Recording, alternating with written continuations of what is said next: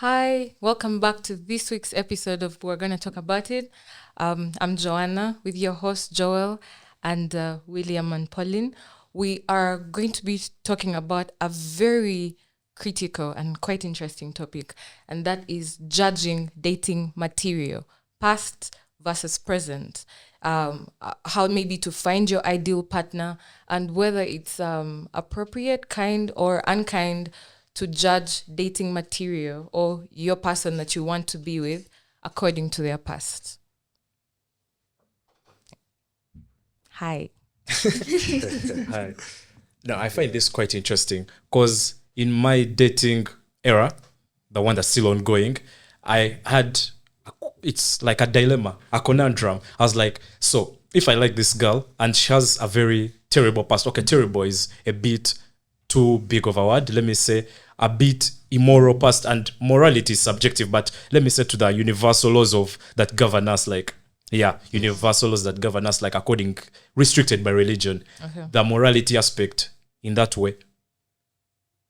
Would I continue with a relationship with this girl, or would I cut it off there and then? Like, you know what? Because I know past behavior has a way of, like Robert Greene said, if usually watch your partner, what they're doing.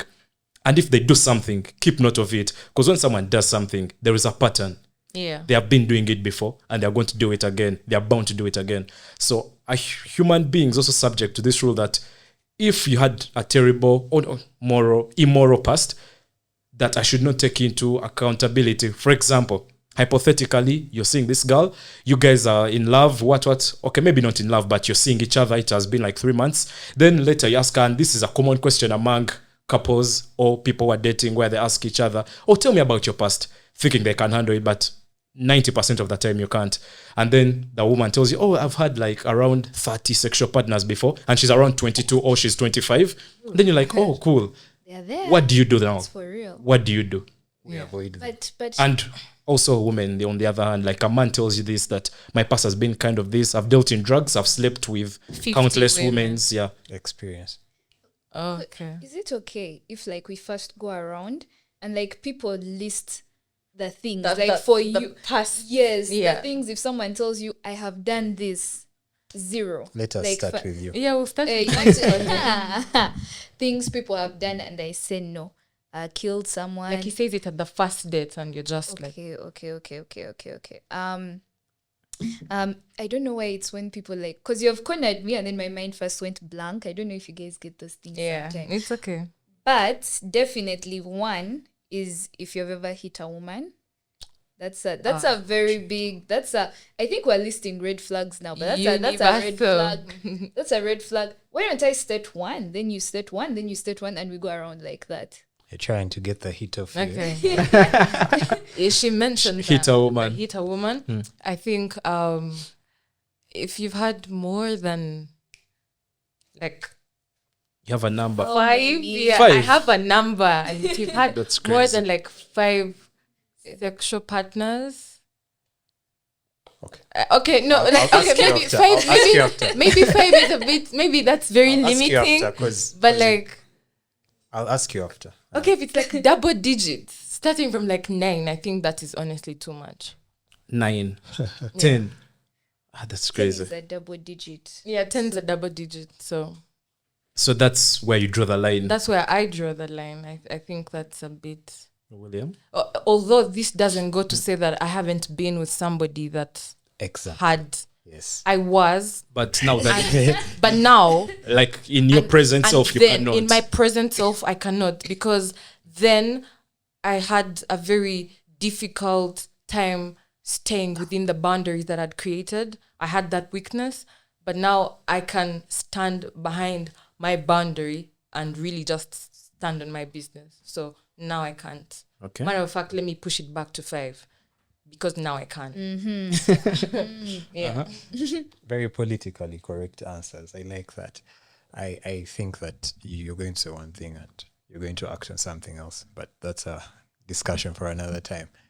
I think that Why are you coming at me? because I think it's a bit deceptive. I think We all break because our your rules for patterns someone. your patterns do not show what you're saying. But And you have admitted to your patterns, haven't you? But how do you know my patterns when you do not know me as an individual? I have said that because I have talked to so many women and they say that, but then they do something else. Yeah, but that's so many Generalization women. You again. can't. We are not so many women. We You are know, like Pauline right now, and as I am Jojo. seated at this table, I am Jojo. Yes. Auntie, I'm telling you, Look at because us as we are, not just as women. I am not going to be there. But anyway, All you right. do it. You do it. Just you tell us You your- do it, and you remember that William said this. Okay, I think that someone's past is very important moving forward. If as a guy, you personally, if I'm considering someone for a relationship, I think that their sexual partners that they've had in the past is very important because it determines whether they can actually keep this relationship alive or they have been tainted by hookup culture. So it's very important. And for me, for a lady to be relationship material, okay, I've not dated someone who has had a sexual past as a main girl. All the ladies that I've been with that have been main girls have been virgins before. You keep crazy. saying that. The main girl- It's crazy that you the can main come girl- at somebody's what you No, but call they have been virgins. quality and print. Because I am truthful. But, yeah, I am alright. truthful. I am Alright. saying it as it Okay, is, just right? clear it up. Okay. You have had side chicks. That's what you're saying. Oh, Or I do thought you you just- guys had gotten No, that. no, clear it up for me. Whenever you say was main implied. girl, do you mean that this is the main girl and there were girls on the side, or you just like to refer to her as that my main girl? Okay, she is my main girl, but if opportunity presents itself, I am not going to turn it down because I I believe that men are men and women are women and men are naturally polygamous. That's what have I you ever done that? Have you ever been with your main girl and you were with another person? Yes, definitely. Because You I can't. cheated. No, I did not Alright. cheat because it depends on the relationship. If it is clear that we are exclusive Okay. and we are all this stuff, but most of my relationships, she's exclusive to me. I am not exclusive to her Okay. So it's an open relationship. on my part. So let's get Joel's Joel's view on the past, qualities that he cannot Let me step see. past. The thing of the past, the perspective I had before was highly synonymous with Williams. It was more of that because there was this podcast I was watching and that was the question at the table. Would a woman's past be valid? I've forgotten the name of the podcast, but it's common, it's famous. Very many men and women on a round table and everything. Yeah, forgotten the name. And that was the question on the table. And the reply was, this guy gave a hypothetical situation. Back then it made so much sense because he said, okay, imagine this.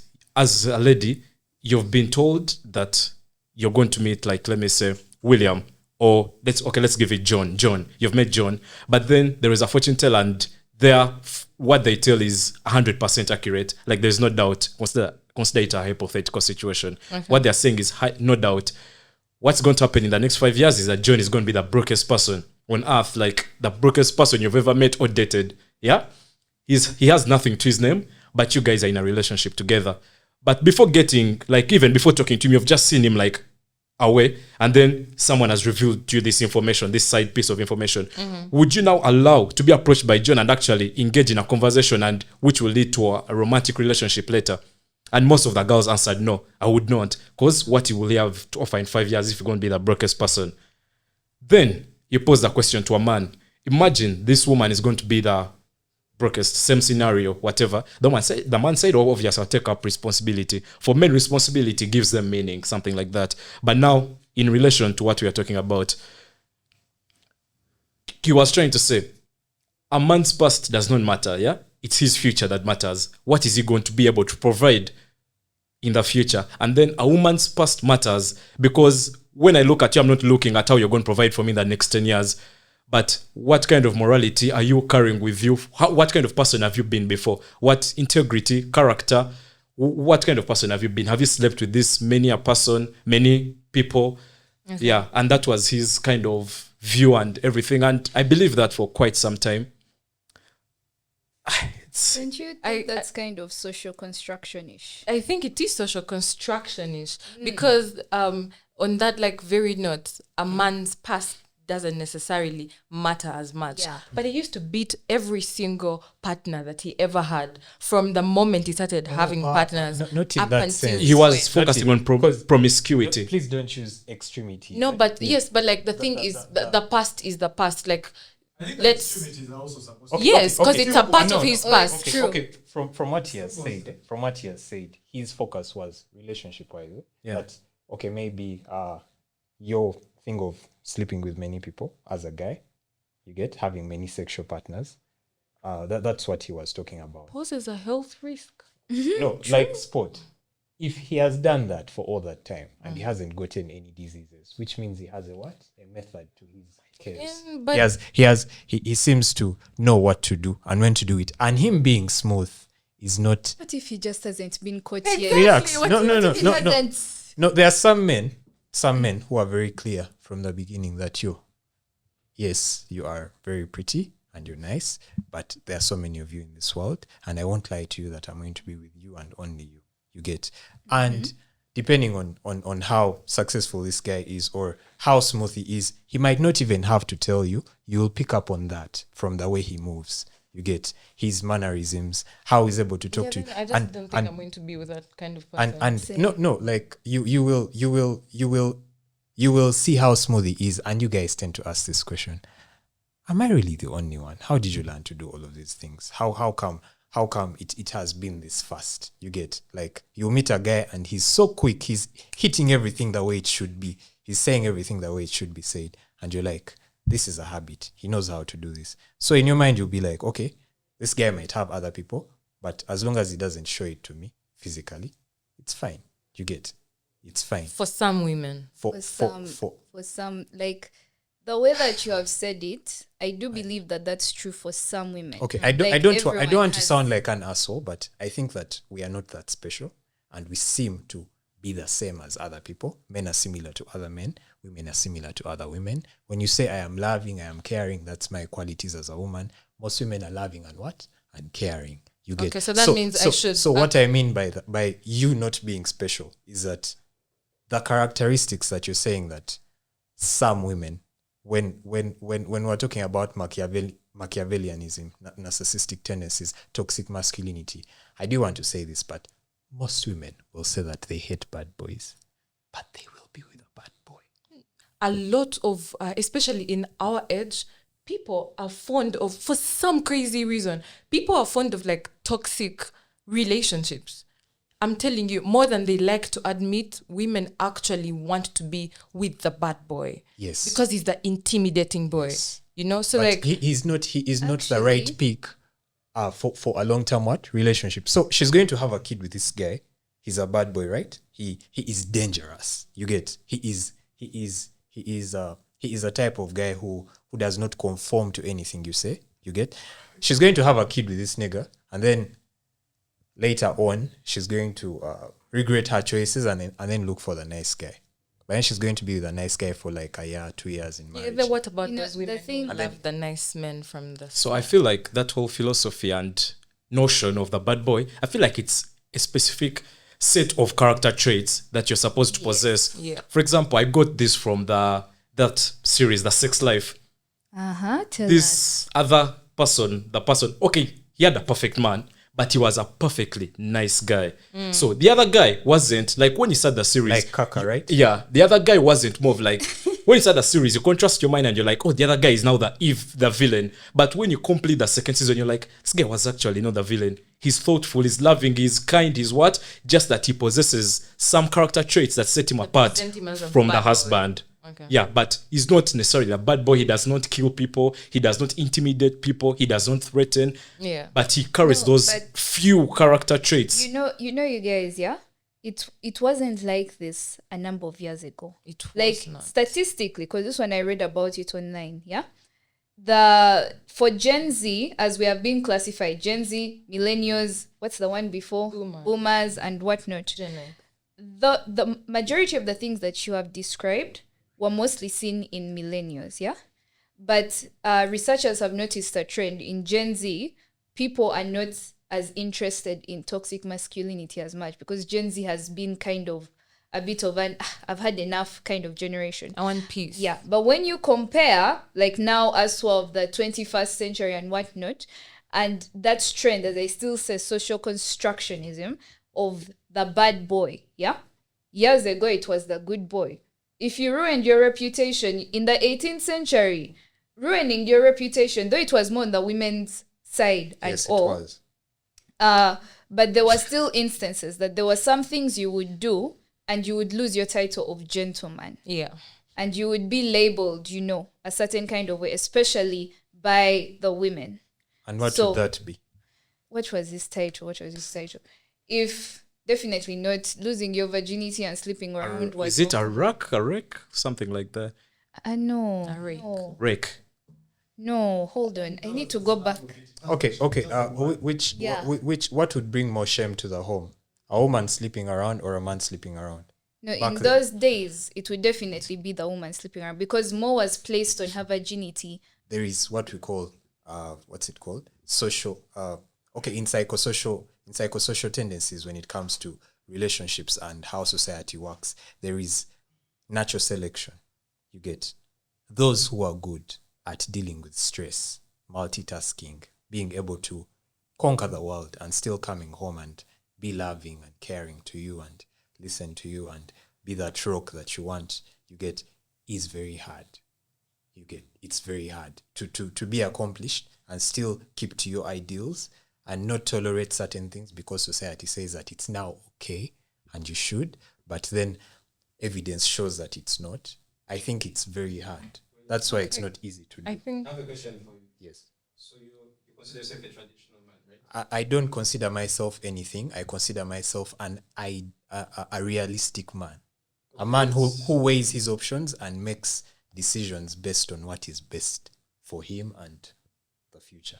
I mean, so how would you like your relationships to be like when you have a partner? Like, what's your ideal relationship stance? traditional man or like what's the other?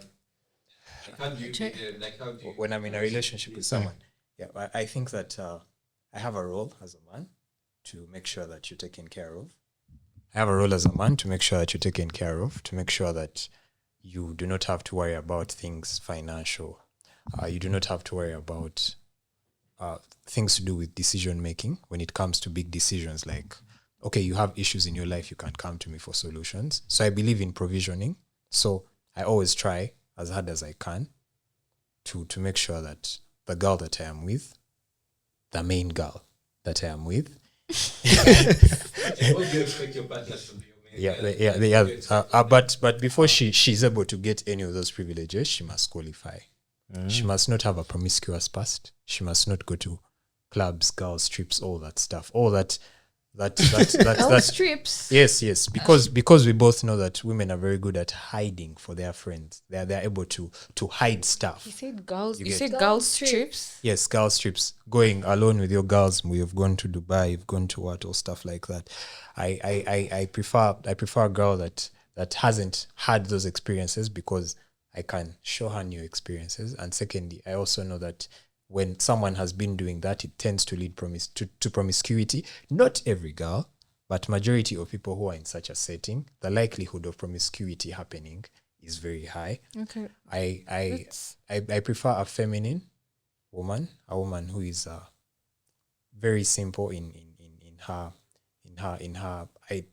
ideas of life. She can go to the market on a Sunday and buy chicken and come and cook it for me. She can stay home and maybe watch Netflix and stuff like that. Like she's not about what society has constructed today of being a strong woman, that you must have accomplished this, accomplished that. I want a woman who is family oriented and all of that stuff. Okay. So Thank you, William. A Yeah. housewife, basically. If she wants to work, it's selective. If you want to work, it's okay. But obviously, you'll be working for me. You get it? Okay. So yeah. Really, small.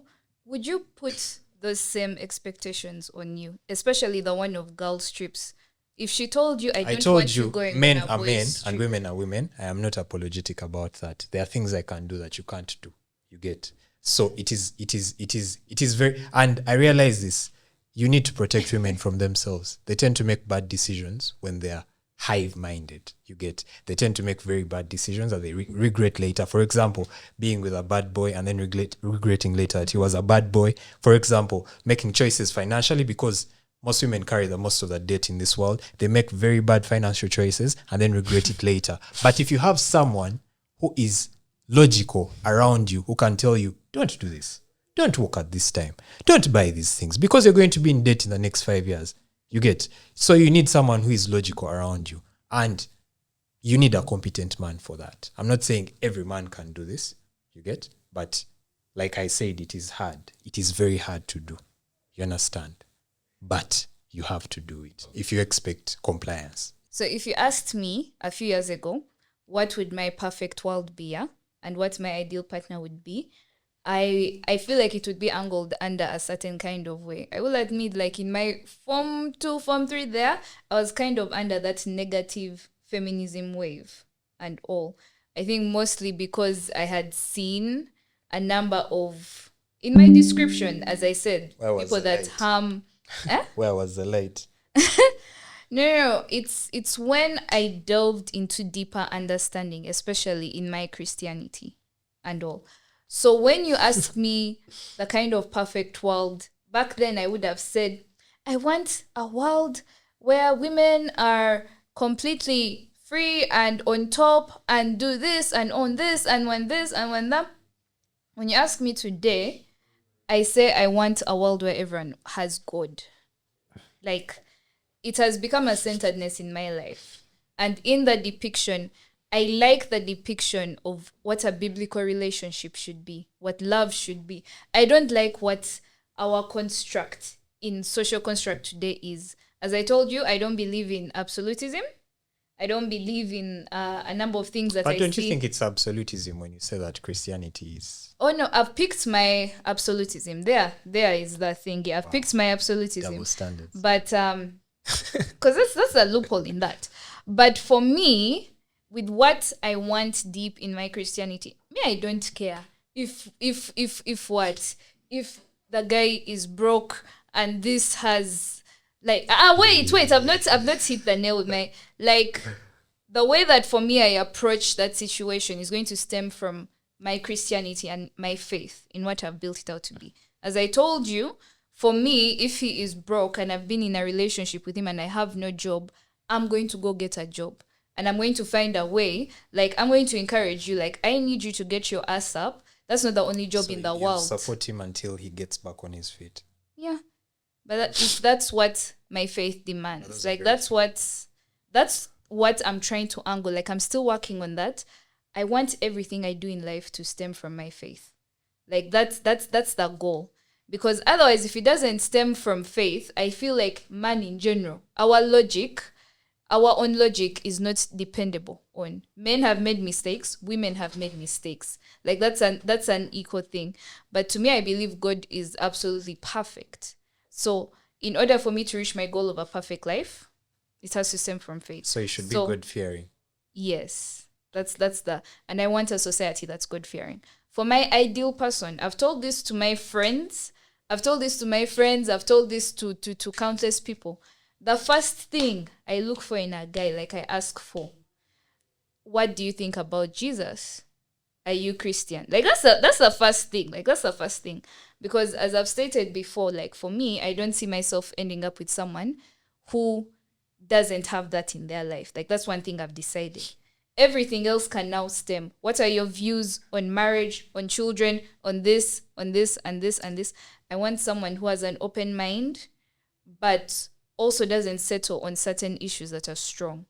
I don't want my kids doing certain things, and I'm strict on that.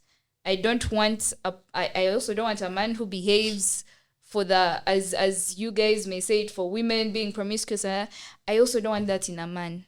Like, that's a two-way thing for me. Like, you have to have your goals in life and don't be for the streets, basically, in that slang. So I think I completely align with Pauline's thinking about what my ideal, relationship would look like. At the end of the day, if you put worldly wisdom on one hand and God's wisdom on the other hand, we will always fall short. We'll always fall short. So I think at the end of the day, if somebody asked me, how can I get my perfect partner? Like, how can I find my ideal man that's really just for me? I'll tell them to wait.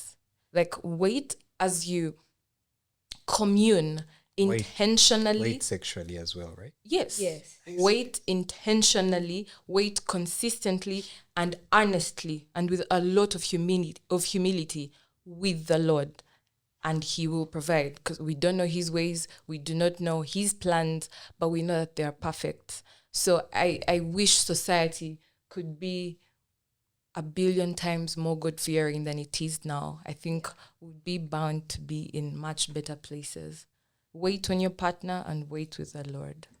Naturally, also because of my faith, I've learned that a woman is supposed to be submissive, So regardless of how much money my partner makes or, who they are in society, I'm bound to be submissive. I think I'll always be submissive to my partner. So it's not elective, it's constant. Yeah, it's not elective, it's constant. Like I must be submissive to this man. This does not take away my ability to do anything. I agree and with you on submission doesn't necessarily mean staying at home and doing nothing else. I can still have my job, I can still own my organization and still be submissive to my partner. So Yeah, I think I'll go with to clarify something or to highlight on something.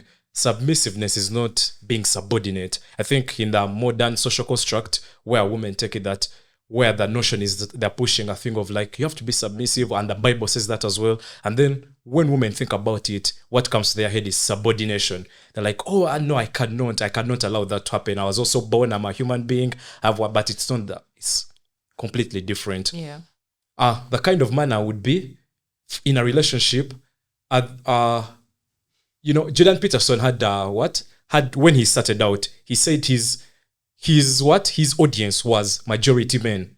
And then he said, maybe because I talk about what men are supposed to do, and I am a bit being like, my speeches are not gender balanced. And then he decided to contact like a background review. He started looking through his speeches. But by then, he hadn't yet started making those kind of controversial speeches. His speeches were about responsibility. And then he organized was it like a talk show, like where people come, an audience and everything. And there was 80% men. And he was like, for the past 10 events, it's 80% men. But the only topic I've addressed so far is responsibility. And that's now the difference that sets us apart from women. Like you said, you're a man, you're a woman, and we are different. And you have to embrace that in your masculine and feminine way. Because his thing was, when he talked about responsibility, he saw a men's eyes light up. Like, oh, what you're saying is real. You mean I can take on so much responsibility and my life will have meaning? You mean I can do this? And that makes them like eager, and there is some kind of adrenaline rush that comes with that. And it's not the case for women. And I think that's what I would be. I would want to be that kind of responsible man who takes on the burden. And yeah, it's okay if she wants to work, she can work, because some people are driven by purpose. And if you don't have that kind of purpose, you then deem yourself meaningless. So if that working is probably not because she thinks she can make more money, it's more of giving her purpose and fulfilling her kind of destination, why she went to school, she's doing something she loves, I wouldn't mind. But either way, I'll have to take care of everything. What else? I do want society to be like. Society to be like. And yeah, in the maybe relationships. I want society to have normal, common, required intelligence and decipher through situations and not be held in custody of societal norms. For example, there is this thing of disagreeable people, and disagreeable people are closely synonymous with like being a psychopath or those tendencies of toxic masculinity. So what I would like maybe tell women would be like to decipher and to look through and take their time intentionally and look through this man, because what sets disagreeable people from agreeable people is that disagreeable people are usually not conscientious and they go for what they want when they want, and they will push anyone in their way to get what they want. What comes with this eventually is the mimicry of competence. So in that, what women are attracted to in a man isn't that a man has made it. It's usually this man can make it. That competence, and disagreeable people have that potential. Disagreeable people show potential. Like, he's not the guy, but he will give you the image that he's the guy. And usually women fall for this and then complain later. So what I would maybe advise them is to like decipher, know that is this person good for me? It could be through scientific prayer, whatever, but wait. Do not rush it. Like, see if this one, because they're really good at that. They'll get what they want, whatever way they want it. Ask your dad. Which other question was there? That was it. Oh yeah, to attract your ideal partner, I feel like you have to be that person for yourself first. I was of recent getting acquainted with the power of your subconscious mind, and it's the vibrations you give off attract the things you have in your life. For example, if a man faithful, unjust, disloyal, abusive, quarrelsome, I cannot attract a woman who's the opposite of that. I'm going to attract someone in that line, either the same exact person or closely related. Yeah. Probably they'll be beautiful, but they'll have the other character traits. Yeah. And if I want to attract an ideal partner in my life, I would want to be that for myself at first and then have a purpose.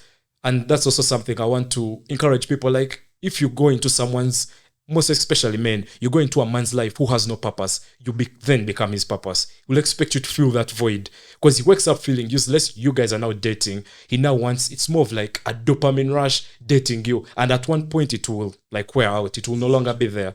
Yeah. So you have to go into a man's life who has a purpose and you're just aiding or being part and supportive, complementing that.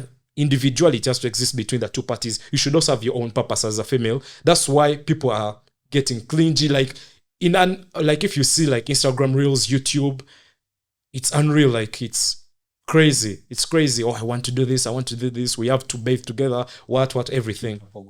Couple goals. And people are making it a societal norm. So that's why I'm calling for deciphering and knowing that I have to have my own purpose before I enter into something like this. Yeah. We're going to talk about it. We hope our blend of wit, wisdom, and warmth has left you both enlightened and entertained. Remember, life's too short for ordinary conversations. So until next time, keep sparking curiosity and embracing the extraordinary. Stay tuned, stay awesome.